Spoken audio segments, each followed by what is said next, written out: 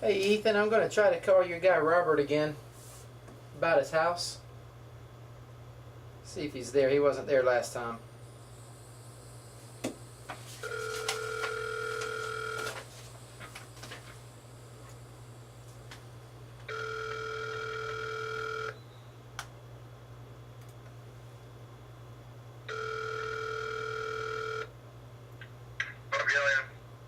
Hey, Robert, this is Steve.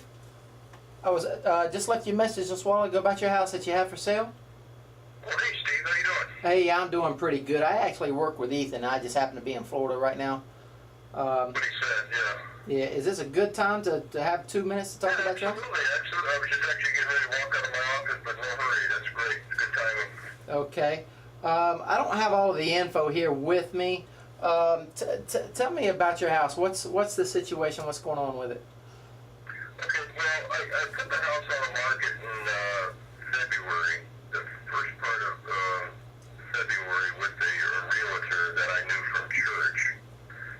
And I don't know, it didn't seem like they seemed to be really working it very hard. And a lot of people came and looked at it in the beginning. It's actually priced right in the market at 168. That's what 368 is what it's on the market right now. Got one offer for 350, but that didn't pay enough, because I don't have a lot of equity in it. I owe 332 on it, and 5% of 350 is 17.5, and that just barely paid the realtor. So I had to come out of pocket with a bunch of closing costs, and I don't have any cash. Do that. I put it all into the house, what I had. I put all new windows in, new carpet, new paint inside and out, restuccoed. So I put a lot of money into it, and I just ran out of funds, so I had to I couldn't dump any more money into it. So his idea was to, let's put it on the market for a little bit more, enough to pay the closing costs and everything, but I haven't got any offers. Right. Right. So like I told Ethan, I said, I can't lose $2,300 a month because I don't have $2,300 a month to lose on the note.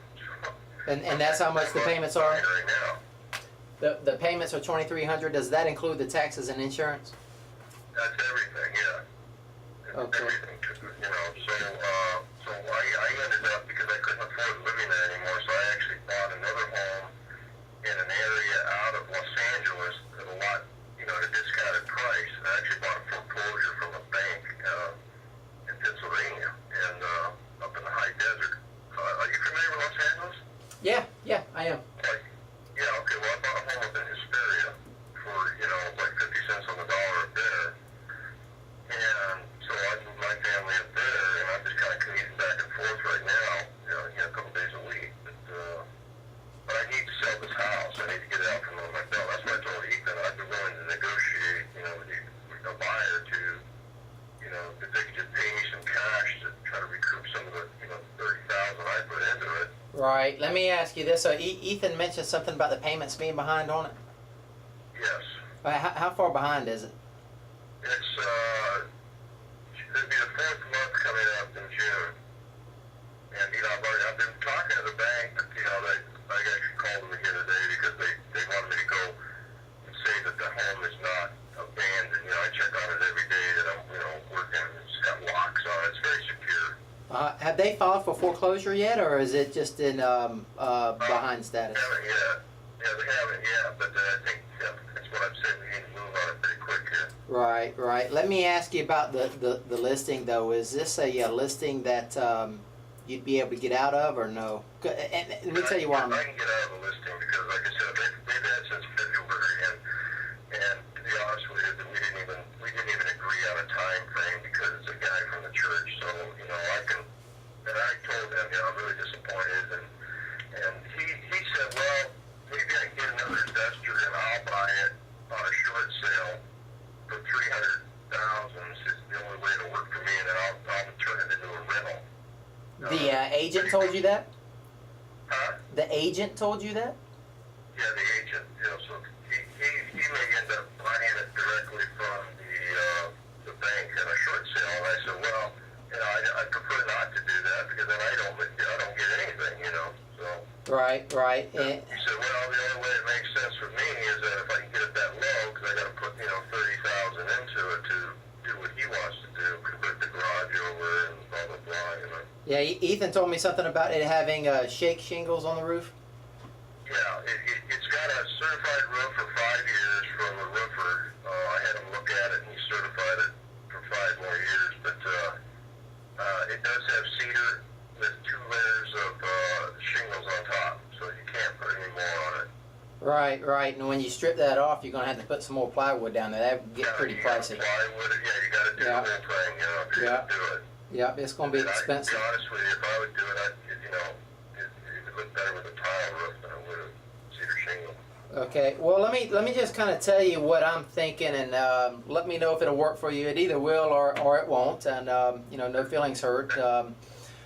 Basically, what I prefer to do whenever I buy a house, I try to stay out of the banks if I can. I try to use the loan that's already on the property, and I'd rather come in there and take over the loan that you have and just catch up those payments. Of course, I'd have to go over there and lay my eyes on the house, see what kind of shape it's in, and of course, and see if that would be something worth your while. And let me tell you, the advantage to you would be that if we caught up those payments and started making the payments on it, it would at least save your credit to whenever you get back on your feet or wherever you are.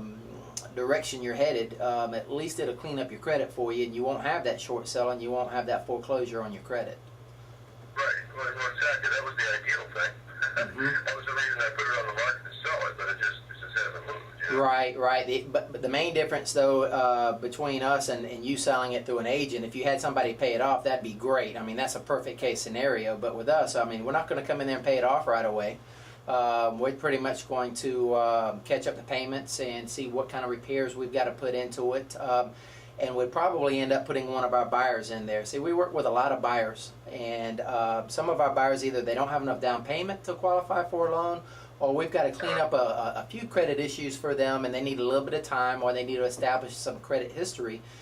So in the meantime, they're going to be making us payments, and we're going to be making payments on the property, and we're responsible for the entire property while we're waiting on them to refinance it and get a new loan for it to end up cashing it out. Sometimes we can get that done in 12 months, which is what we shoot for, but we can't promise that. We can't promise how long it's going to take, but I can tell you that we won't get paid our money until we can get somebody refinanced in there. I see. Yeah. So, okay. So. Like a broker type thing, Well, no, we'd end up buying the house. We'd own the house. It'd just have your name on it as a lien. So the loan would stay there, and we would own the house. And we would be working with our buyer to try to get them refinanced just as fast as we can. But it's going to take a minimum of 12 months because they need 12 months of payment history in order to qualify for a refinance loan anyway.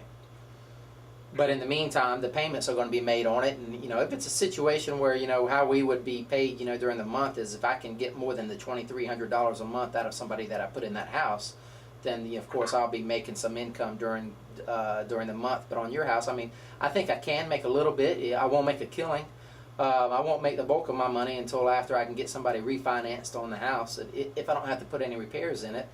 And if we can come to some kind of agreement between what kind of money you're looking at, I can tell you I can't come in there and pay $10,000 though, and have to catch up those back payments, because it's going to cost me right off the back. It's going to cost me 4 months of payments plus any kind of late penalties. And if for some reason that thing slips into foreclosure, it's going to cost me an extra $2,500 to pay off the attorney who sends that letter. That letter doesn't come from the bank. It comes from an attorney on behalf of the bank, and they charge about $2,500 to start foreclosure proceedings.